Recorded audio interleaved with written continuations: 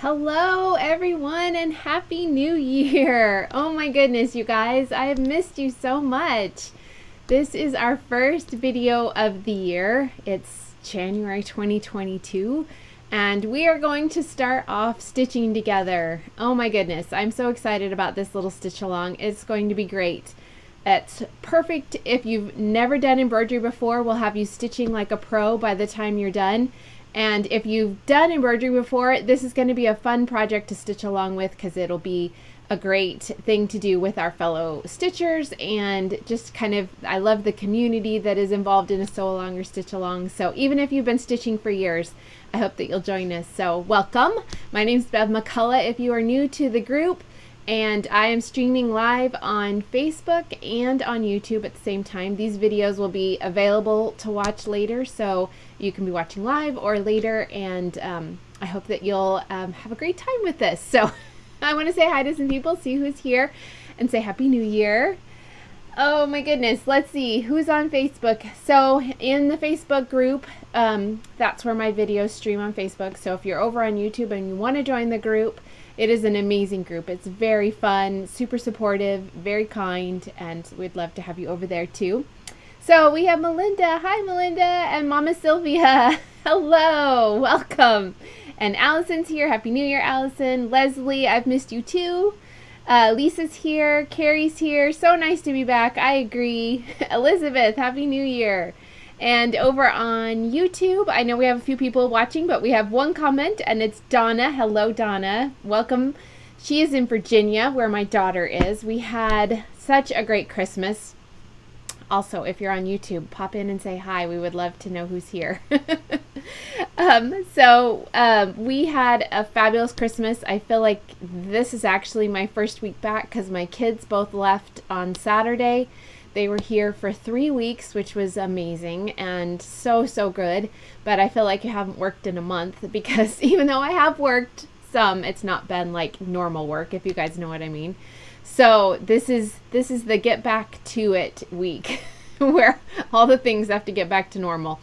So even though it's very quiet around the house, I'm not so thrilled about the fact that the kids are gone. But they will be back in a month for my son's wedding, which, holy cow, you guys, I have a son getting married. I don't even know how that is possible. It makes me feel quite old. But we are very excited about it. We love her. So we're looking forward to that. So I'll have everybody back in a month and we'll be celebrating all the things. So let's talk about what we're going to do today. Today we are kicking off our stitch along. So this is the cute little design that we are making. I'm going to hold that up for you so you can see it a little bit better. So this is my Floral Embroidered Bouquet sampler. It is a cute little bouquet flowers that I have left framed in the hoop, and we are going to take this step by step each week on Mondays, and we're going to go through everything that you need to know to make this. And the beautiful thing about this project is that it is the foundation for so many embroidery projects. There are basic stitches in this that anybody can learn, and once you learn these, you're going to be able to do almost any embroidery project. So this week we are starting with how to transfer a design. We're going to talk about how to take a design and get it actually onto your fabric. And then next week we're also going to talk about supplies, things like that. And then next week we are going to start with back stitches, and then we are going to go through satin stitching, French knots, lazy daisy stitches, and woven wheel roses. We're going to cover all of those, one each week, and then the last week will be how to finish it in a hoop if you would like to finish it. And I'm going to talk about pressing and some different tips as far as using your embroidery in other projects. We are leaving this one, I am leaving this one in a hoop, but if you want to take it out and do something different with it, that is totally fine, and I'm going to have some tips for you about that as we go. Well, on that last week, not as we go. So I hope that you ask lots of questions. If you have something that you need me to show again, I'm happy to do that. That's the fun thing about these live videos, is they're very interactive. So if you have something that you want to see close up or better, I'm really excited to be able to show you all these stitches and show you how I do them, and fun tips for how to get really good looking projects. So I'm super excited. I can't wait to see what your stitching is like as we go. I hope you share your progress as we go. You know, maybe you don't want to share your transfer this week, though I would love to see what color threads you're using, what fabric you're using, all that kind of thing. You can post those things in the Facebook group, or if you are watching on YouTube, you can post them on Instagram or on Facebook. You can just tag me. Flamingo Toes is my name everywhere. So I would love to see, and I am really excited about how these are all going to turn out. So let's talk about how that's going to go. Every week I'm going to have a little giveaway for you guys, because you guys know, if you've watched before, I do love a good giveaway. And I know that there are lots of people that you could be watching, and I appreciate you hanging out with me and spending our little afternoons on Mondays together. It's my very favorite day of the week because I get to hang out with you guys. And so my giveaways are just a little way to say thank you for all that. And so today I thought we should have a stitchy giveaway. Well, that was really a fun way to say that. So if you aren't familiar with me or my stitching, I have a really fun book called Retro Stitchery. This came out in March of last year, so it's almost at its birthday, and it's done so well. It's full of all kinds of great embroidery projects, some that you can frame, you can leave them in a hoop, and then I give you lots of ideas for other ideas, lots of ways to use these in other projects. So I have like zipper bags, I have dish towels, I have a jean jacket in here, a cute t-shirt. I mean, there's just all kinds of fun. Here's the jean jacket. Kind of a fun project and different than what you normally see. And like, here's the cute little zipper bag. You guys see that? There we go. That's a little better. And there's just a lot of, here's the dish towel, lots of cute ways to use these projects. So this is our first item in the giveaway, is a copy of my book, Retro Stitchery. If you don't win and you want to pick one up after you become addicted to embroidery in this series, which I guarantee you will do, then you can find those in my shop. I have them linked in today's video description. And then I also have an Aurifil thread box for you. So this is my collection. It's my curated collection of Aurifil threads. There's 10 spools in here, lots of gorgeous colors. And the colors that we use in this project right here are in this box. So I'm giving you a big bonus kickoff for our winner on the threads that I use, if you would like to use them the same. There are also additional threads in here. There's a black and a red and a gray, not black, a navy blue. So I can't remember exactly every color and what we used and didn't use, but there's a good assortment in here and lots of fun ways to use these. So this will get you started. So, oh, and these spools are so great. I don't have one right here I can show you, but they are 18 yards, so they're quite a bit bigger than a regular DMC floss spool. And they're wrapped on wooden spools, so they're really easy to keep track of and to keep tidy, which is one of my other things that I absolutely love. So this is for you. And then to help you even more with your stitching, I have a really cute little needle minder. I picked out, let's see if that'll zoom. I don't know if it will. I picked out the hedgehog today, but if you already have the hedgehog and you're the winner and you want to pick out something else, I am 100% open to that. You can choose any needle minder you want. If you're not familiar with what a needle minder is, it is a magnetic, cute little enamel piece that has a fun design. There are two magnets. One is glued to the enamel piece and one is loose on the back. And you just place these on your project with the loose magnet on the back and the cute side on the front, and then you can just rest your needle on the design when you're not stitching. So it kind of holds your needle for you there and holds it in your project, and that way you don't have to put an extra hole in your fabric or stick your needle in your couch or drop it, which is what I do all the time still, even though I make all these needle minders. So if you want to check out needle minders, they are so fun, so cute for adding a little bit of flair. I think they just make me happy. I love to match them to my project.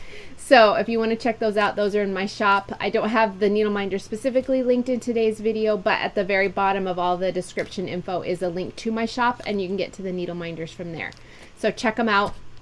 I had hoped to have, I have 3 new needle minders coming out with my new fabric collection, Enchanted Meadow, which is hitting stores this month, and they're supposed to be delivered today. They were supposed to be delivered Friday, but we were buried in snow.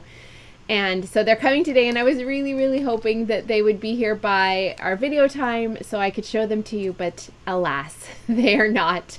So I'll have to show them to you next week. So look forward to that. I'm very excited about them.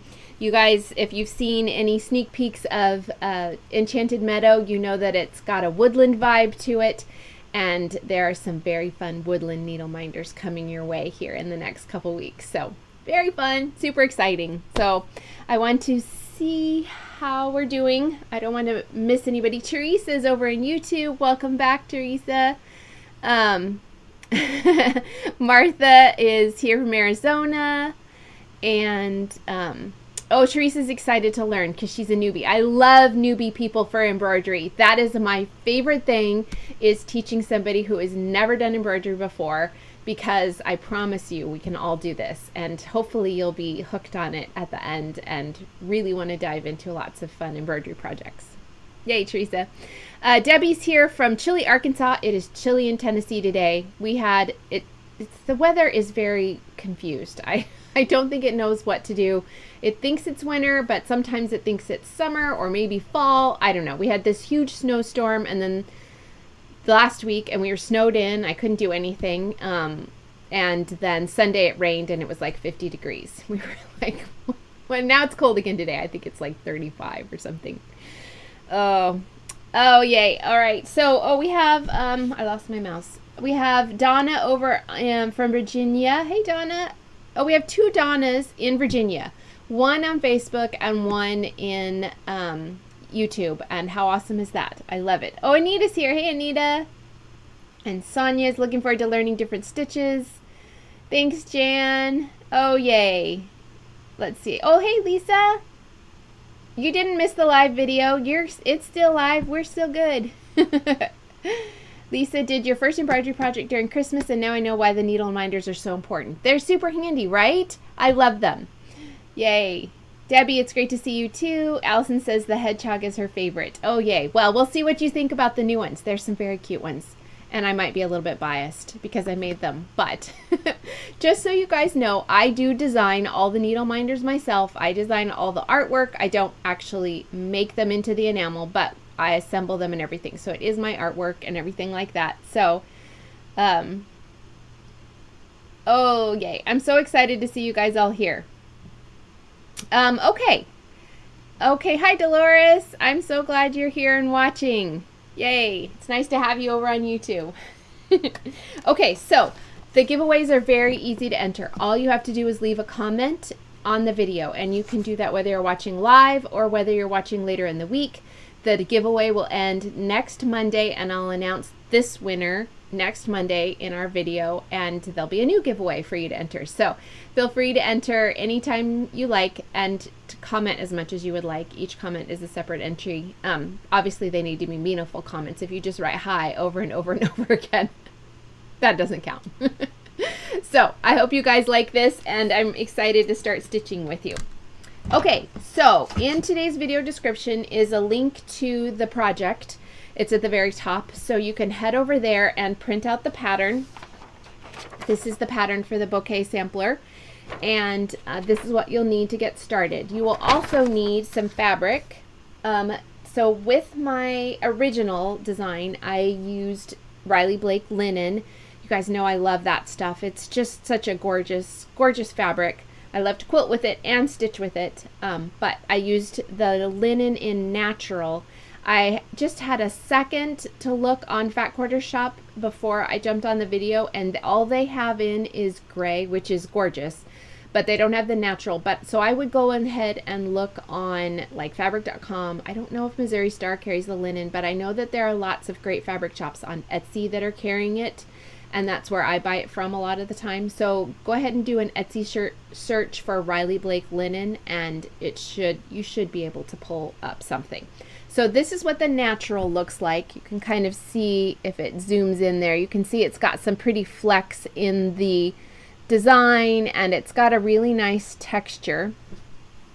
I am going to be using the Riley Blake, and it's really hard for you guys to tell, but this is a really pretty pale blush pink. So I'm going to be stitching this time, as I stitch along with you guys, on this blush pink, and I'm excited about it. I think it's really pretty. And can you guys even tell it's pink? Pink. It's really pale, but they make, in the linen, they make a I think they make a lighter color than the natural, cream or white, I can't remember. They make a charcoal gray, a medium gray, the pink, and then a really pretty like aqua color. So if you want to stitch on linen, I would recommend any of those. I think they would all be really beautiful. Oh, I think that really dark gray would be so pretty too, with that pop of color. Maybe I'll make two. Maybe we'll make two, and you can see what it looks like on the dark gray if I can find some before next week. This is a possibility, not a guarantee. Okay, you're also going to need a 6-inch embroidery hoop. I like wood hoops. I know that plastic hoops are cute and fun, but I don't feel like they keep your fabric tight in the hoop as you're stitching. I feel like with a plastic hoop, it's much easier for your fabric to kind of flex out of its tight hold, and having the fabric in the hoop nice and tight as you're stitching helps your stitches lay flat and gives you a much more stable work surface. So I recommend getting the cheapy little wooden hoops. These are available almost any craft shop and Walmart. You can find them. You can also buy them on Amazon if you're going to do a lot of stitching. Usually the ones on Amazon are sold in multiples. That's how I buy them, because I do multiple and I tend to leave them in the hoop. So I like to have all sizes on hand. I'm looking over at my bins over there that are just full of different sizes of hoops, especially the little like 3 and 4 inch ones. Those are like candy. I can't have but just a couple of those. I have to have a ton. So anyway, this is what the hoop looks like. And if you're not familiar with an embroidery hoop, it's in 2 pieces. This ring is super sturdy and it's solid, and this ring is separated at the top right here, and there is a metal piece at the top and a screw that holds it together. So what you will do is put your fabric on top, and we'll talk more again about this next week, but you'll put your fabric on top of the solid hoop, and then you will place your open ring on top of it, and then you will tighten it down like this. And then all you need to do to tighten the ring around the fabric and hold it in place really firmly is tighten that screw. And then you can just pull on your fabric a little bit if you need to. And again, we'll talk more about this next week, but that is how an embroidery hoop works. You will also need floss. I've given you in the post that's linked in today's description the list of Aurifil colors that I used, but this is where you get creative. If these colors don't match your house, or you want to do yellow flowers or aqua flowers or purple flowers, go down and get whatever you would love. So I've given you kind of an idea, and you can look at the colors that I have here. I have kind of a dark pink and a medium pink, and I have a creamy color, and then I have 2 shades of green, a dark green and a light green. But you can just do whatever you would like. Don't feel like you have to stay to my colors. This is where you can kind of express your creativity and make it to match your house and your style, and to blend with your fabric. Maybe you're using like a medium tone fabric for yours, and so you would want to change up the colors of your roses so that they'd show up really nicely. Maybe you want to use like dark reds or something like that. So you can also, I didn't specify, you can also use quilting cotton for stitching. I do that all the time. That's totally fine. You can stitch on almost anything, denim, canvas, anything like that. Just keep in mind, if you're using something really lightweight like a lawn, you'll probably want to put some sort of interfacing on the back side of that, because it'll be so thin. It will be a little bit hard to get that sturdy control that you're going to want for your stitches to lay really flat. So if you are a beginner, especially if you're a beginner, I would recommend getting a little bit of fusible interfacing and putting it on the back side of a lawn fabric, and if you're going to do something really thin like that. But a quilting cotton or a linen or anything like that is a great place for starting with. Hoop size is 6 inches, Melinda. Okay, let me just make sure. I agree, Laura. Laura says you can't have too many wooden hoops. I totally agree. That's like chocolate bars. You really can't have too many of those. So you're going to need, this is totally optional, but I do like to keep a cute pair of embroidery scissors on hand. I like really sharp ones. There are a lot of cute ones out there that aren't very sharp, and I don't like that. So I like to have just a little set that I can take with me. I usually take my embroidery on the go, whether it's like actually in the car, but even just on the go down to the couch, you know, and that's usually what I'm doing in the evenings when I'm hanging out with my husband or the kids and watching something on TV. I like to stay busy. So embroidery is a great way to keep active and keep your hands busy without without being off by yourself on your sewing machine, I guess is what I'm trying to say.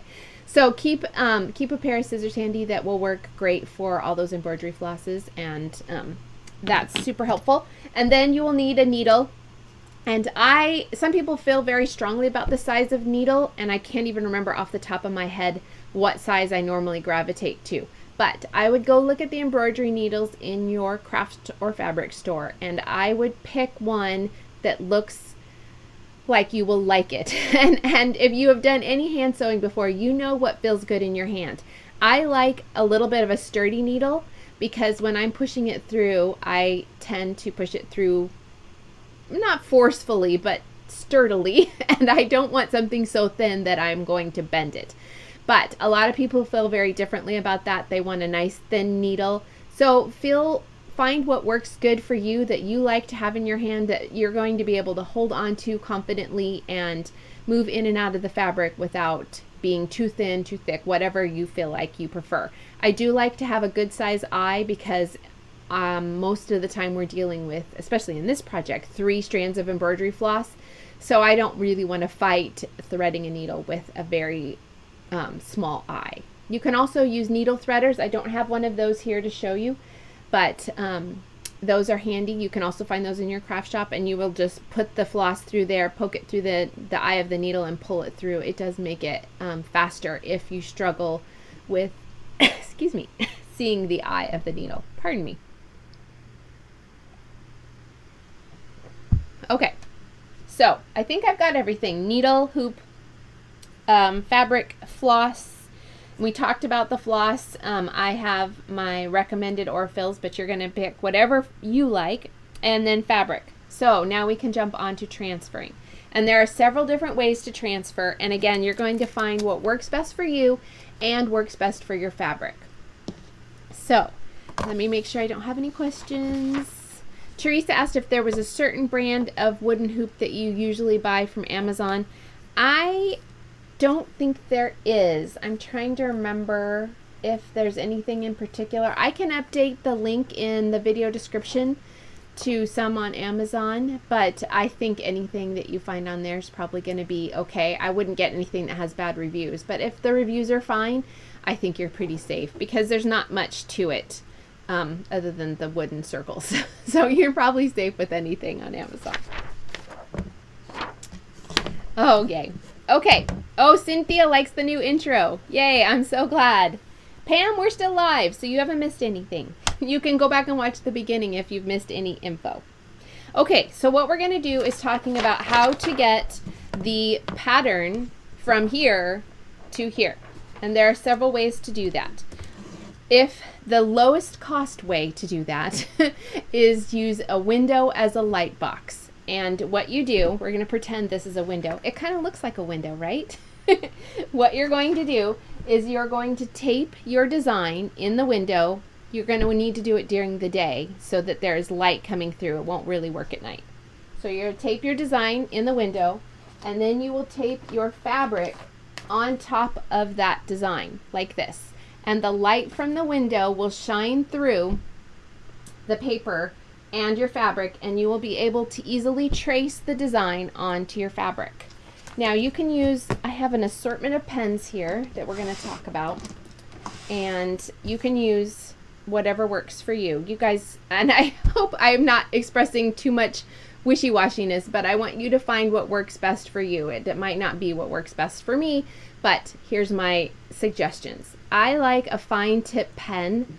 I don't really like a really big felt tip pen, and fine tip pens are harder to find, but you can find them. So this one is a fine tip Mark Be Gone. It's water soluble ink. A lot of times the blue means that it's water soluble. So, and all that means is once you have it on your design, if you have any marking visible from after you stitch it up, you'll be able to remove that with water. So you can just take a damp paper towel and kind of pat it, and it should take it off. I haven't had a lot of problems with reappearing marking pens, though there are some brands that or some people that have said they've had a problem with that. I don't really know what brand that is, but just keep an eye on it with your project, or if you would like to test it with your fabric first before you do all your stitching, you can just, draw a line on a piece of scrap and then remove it with water and just make sure that it doesn't come back. So with this Mark Be Gone, I haven't really had any problem, and it's a very fine tip pen. I don't know if you'll be able to see that, but it is a pretty fine tip. It's not going to zoom. It's a very fine tip. So this one would be a great one to trace with. I also occasionally use these. This is also by Mark Be Gone.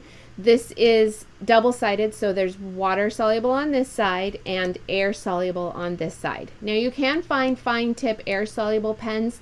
I really don't recommend you transferring a whole embroidery pattern with air soluble unless you are the fastest stitcher in the world. Because air soluble is usually gone in, if you're lucky, a couple hours, sometimes faster it feels like. And you can sometimes bring it back with an iron, but it just feels like it's too fast.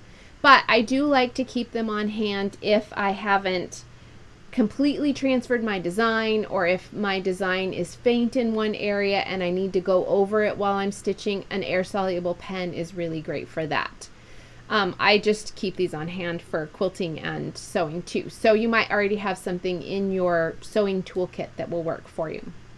So air soluble, water soluble. Does anybody have any questions about the difference in that? My biggest tip would be to try and get a fine tip one, because you're going to have a much easier time covering that line with your stitching, and then there's really no need to even take it out afterwards because it'll be buried under your stitching. So that's why I lean towards the fine tip, especially if you're going to do something with a lot of tiny stitches and delicate work. That fine tip pen really comes in handy. Donna, I do not use a thimble. I have occasionally used that when I'm doing quilting binding and I'm kind of pushing the needle through, but because we're not really working this way, and I'll kind of show you more about that as we get to the stitching, I haven't really needed a thimble while doing embroidery. Even when I'm doing tons of embroidery, I don't really use a thimble. But if you have delicate skin, or if your fingers are where you're pushing the needle a lot and you're feeling like you need that, I like the silicone thimbles that just kind of slide on.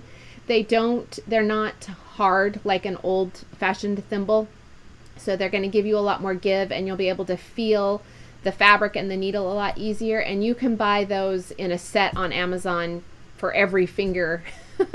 And they're really easy to slip on and off. So I highly recommend those silicone thimbles if you are interested in checking that out. Hey, Sharon. Okay, Donna says she didn't know test your markers before your project. Yes, Anita. Okay, great. So there is a method that I'm not showing you guys, and that is using a water-soluble interfacing. And I think it's solvi is what it is. And you can either transfer your design. It looks like a fusible interfacing or a sew-in interfacing. So it's see-through. You transfer your design either through a printer or through a pen, and you place that on top of your fabric, and you stitch right on top of that interfacing And then once you're done stitching, you soak your piece in water and that solvi disintegrates. So if you don't mind doing that sort of thing, you might check out about that, because I do believe they sell a version that is printable, so you could print a design that you found online, or you can just transfer onto it like we're talking about here. I don't really like to do that because I don't like to get my entire piece wet. Now, again, this is just my personal preference, but the more you're going to interact with your stitches after the fact, the less they'll stay looking pristine. So especially if you're doing something like a woven rose, like these big guys, those are really a lot of texture on those. I'm going to turn my hoop sideways so you can see how much that sticks off of the design, and it's a very loose stitch. I like as much as possible to keep my stitching looking the same way as it did when I finished the project. So I try and iron it as little as possible, and I try and get it wet as little as possible, because anything you do to it is going to flatten that stitching, if that makes sense. So that's why I don't use the solvi, but a lot of people do, and a lot of people feel like it's their favorite thing. So don't rule it out if it seems interesting to you. So the fourth method, and the method that I use all the time, is a light box. Now I have a, sorry, you got my drink here in the thing. I have an Ottlight light box. I did a little bit of searching. I've had this for 5 years probably. I did a little bit of searching and I didn't see it on Amazon, and on the Ottlight website it is out of stock. And I don't know if that is because they don't have them available anymore or because they're just out of stock. You never know these days, right? But I did link in today's video description to Lori Holt's light box, which I have used. I don't have one, but I've used it when I've been in Salt Lake, and I love it. It is so cute. It's got this really sweet, they have different colored borders. It's nice and big and flat, and you can use it for quilting projects. They're great for paper piecing, so you can kind of fussy cut where your designs are, and then for transferring embroidery. So if you want to check out that, I have one linked at Fat Quarter Shop in today's video description, so you can check out a light box. If you feel like you're going to be doing a lot of embroidery, I recommend them. They're really nice. So before we get to that, I'm going to switch cameras so you can see what I'm doing here. So hang on one sec. Okay. Whoa. Yeah, you got to see my mess. My room is getting rearranged because there's something really fun that's coming to that corner of the room, and I don't have it up yet, but I cannot wait to show it to you. And in the process, everything is a mess. So sorry about that. This looks really awesome. Okay, so here's what my light box looks like. I don't know if you can see it. Mine has this cute little holder up here for pens, and then it has the box itself, and I'm going to blind you here in 1 minute, but it has, so basically what happens is there's a light source underneath here, and it shines through the paper to make tracing really easily. So I'm going to turn, mine has 3 levels of lights, so I'm going to turn that back off, but that's the gist of how a light box works. So oh, Donna's got one she found on Amazon. Yes, I'm sure there's a bunch on there too. So what you do with a light box is you can do it a couple different ways. You can place your piece on the light box facing up, and then place your fabric on top. Can you guys see how you can see the design? Now I'm not going to turn that light on because it's going to wash out the video, but normally I would turn the light on so that you could see how the light really shines through. So this is without the light even on. There you go. Can you kind of tell? Let me zoom you down a little bit here. There, that's better. So you can kind of see how the design works. This is the same concept as putting it in your window. So if this was taped to your window, you would have the design and then your fabric, and then you would trace, and you could use a fine tip marker like this. Now you guys can see, whoa, sorry, how fine tip that is. If I can get it to zoom. There you go. It's a very fine tip pen. So that is one of the options. Now my favorite way of transferring is using a fine tip transfer pen, and I have every color in the rainbow. You guys can see how much I love these. These are by Sublime Stitching, and I've linked to her pens in the video description, and I'm going to try and reach out to her and see if I can carry them wholesale or get them from her so that I can carry them as well. But for now, I would love for you to just buy them straight from her. So you can pick a multicolor pack, or you can buy just one. I would recommend something like this medium blue if you want to just buy one pen, because you want something that's going to go on a lot of different fabrics if you're just buying one.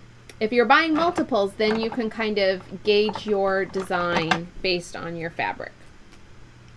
So these are a very fine tip pen. It says right on here 0.5 millimeter point, so it's an extra fine line. Super fancy, right? Now the thing with these transfer pens is they are permanent. So if you make a mistake in tracing your design, then you will want to print out a new piece and redo it. So what I do, because we're doing this like a transfer, I want to trace the design reversed. So you can either print out the design reversed already, but the easiest way to do that is to transfer it on the back side. So you can see the design is coming through here. Now if I had the light box, it would shine even more through here, but I can't do that without you being unable to see anything that I'm doing here. So all you have to do with this transfer pen is go over the design with your pen. So you want to just do your best to follow the line exactly. If it's not 100% perfect, you are really the only person that's going to know, because no one is going to compare what you're doing against the pattern. So don't fret if that is the case. I'm just kind of going to just trace here. I'm using the green transfer pen because our stems are green. But again, blue would work great, or any color. Now, these transfer pens don't work great on a really dark fabric like a black or a dark gray.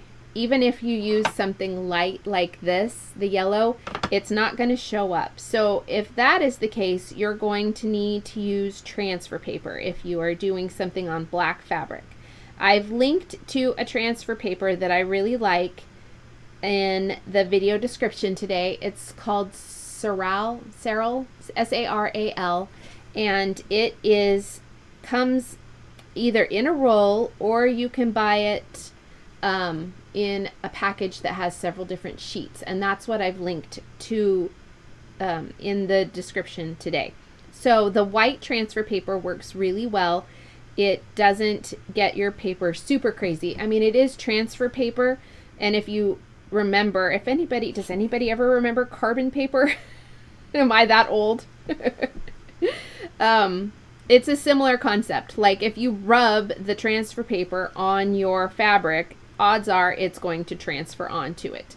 But if you place it down carefully, then you shouldn't have any problem with excess transfer. So I'm just kind of transferring here all the lines in my design.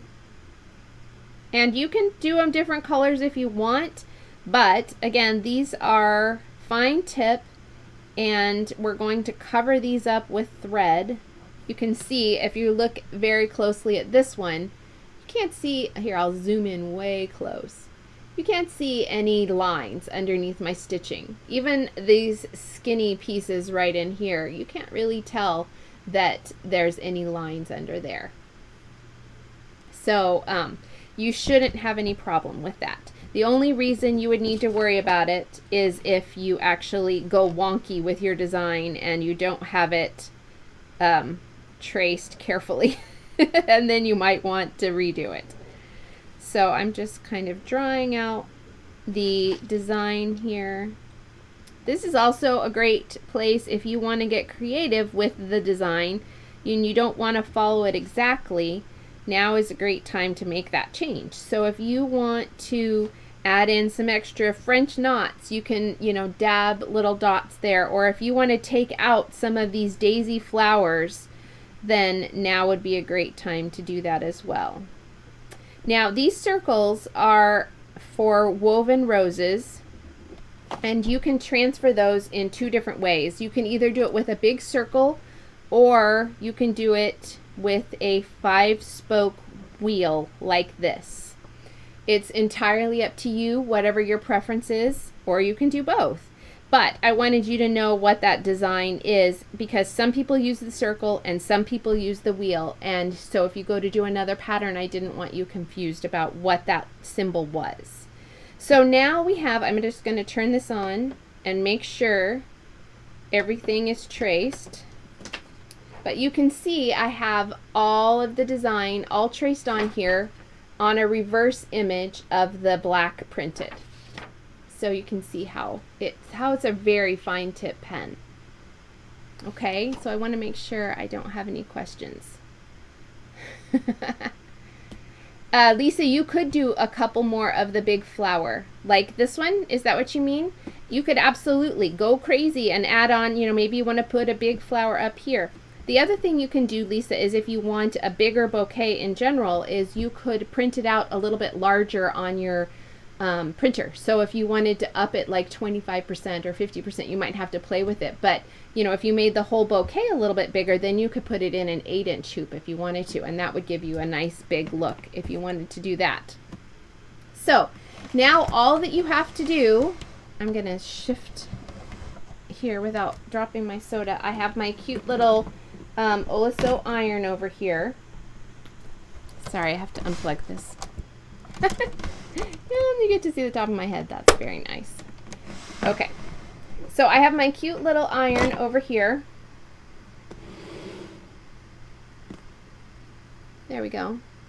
And all you have to do to transfer this design is place your fabric down on your ironing board, and I'm just going to kind of get some of those wrinkles out.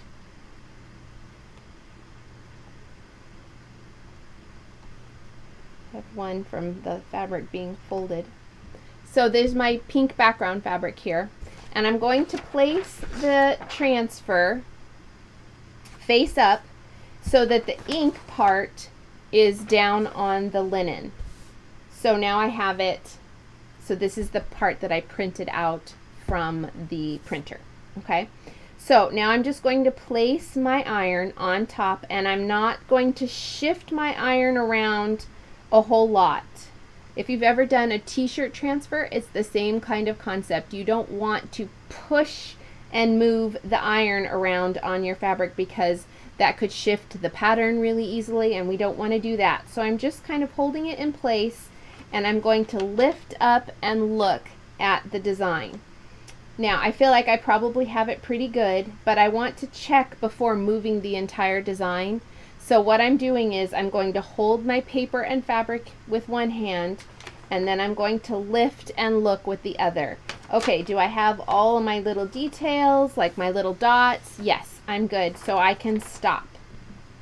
So here's what the design looks like after it's transferred. And you can see that it makes, oops, you can't see because I moved.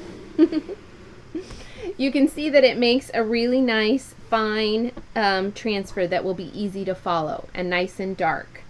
And the nice thing about these is they're not guaranteed for more than one use, but you can use these a couple times, 2 or 3, and as it starts to fade, if you feel like, okay, that's too much, you might have to draw it again. But if you're making multiple projects, say you're doing, you know, some cute ornaments or something like that, and you want to make a bunch of them, then you can use these 2 or 3 times with one design transfer. So that is my project all transferred.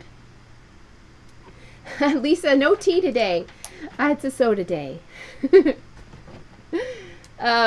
Okay, so I It is very, very awesome. And I do believe there are other brands of transfer pens. I'm not familiar with them. I like the Sublime Stitching because it's such a fine pen. But that is the one so that's the one I have linked. But you might look and see if there's something else out there if you're having trouble. So once you have your design all transferred, you will center it in your hoop. And you are all ready to start stitching. So I'm going to tighten my fabric in here so that it's nice and tight in my hoop. And now we're ready to go. You want your fabric nice and tight, and we'll talk about this again next week so that you have it all easy to keep track of your stitching. But that is all there is to transferring a pattern. So I'm going to go back to my other camera and shift those out of the way. All right, does anybody have any questions about how to transfer design? I think I covered several ways for you. There are probably other ways that I don't know about or that I don't use or forgot about, but hopefully those different methods give you something that will work for you, especially if this is your first time. So if you have a favorite method, definitely leave them in the comments. We would love to hear that. And if you have any questions, let me know as well. I will look here a minute, but I think that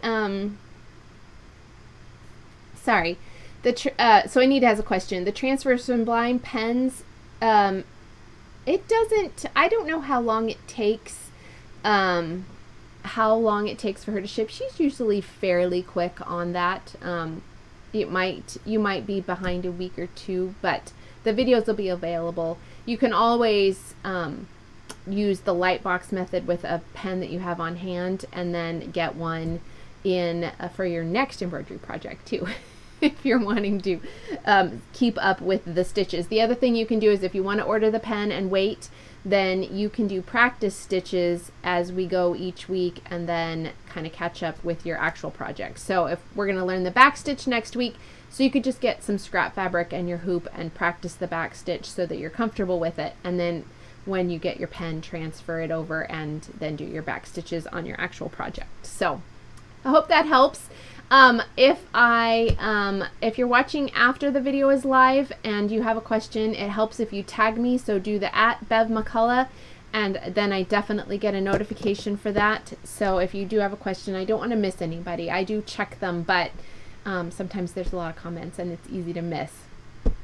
Okay, I hope you guys enjoyed the transfer video. I hope you learned some fun tips for you. Don't forget to enter the giveaway for my book Retro Stitchery, the colorful vintage Orifloss thread box, which would give you the floss that you need for this project. And if you don't want to wait until next week, you can find those in my store, and that's linked in the video description today. And then the needle minders, and we'll talk about those more next week and about how handy they are to use. I hope you're able to find all your supplies, and I would love to see what you're stitching with and what colors you're using. I can't wait to see all your cute little bouquets as we go. So next week will be back stitches, and I hope you guys have a really great week. You stay warm, your weather's not too crazy and upside down. And oh, I'm going to do a bonus video this week. We have Enchanted Meadow, which is my next fabric collection, arriving in stores this month. So I'm very, very excited about it. I am actually sewing along with the RBD block challenge with Enchanted Meadow. So if you want to see what that looks like, you can look on the blog for my RBD block challenge.